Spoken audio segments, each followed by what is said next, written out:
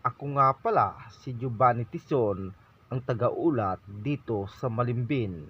Kung gusto nyong malaman kung ano ang nangyayari dito ngayon, pues makinig lamang kayo sa aking sasabihin at iulat sa inyong lahat. Sa sobrang lakas ng hangin dito ngayon, bawal na po kayong pumunta dito. Sa sobrang lakas ng hangin, ay masasabi kong hindi ka panipaniwala dahil nga sa sobrang lakas nga ng hangin dito, ang ulan ay pumasok na nga sa aking bahay.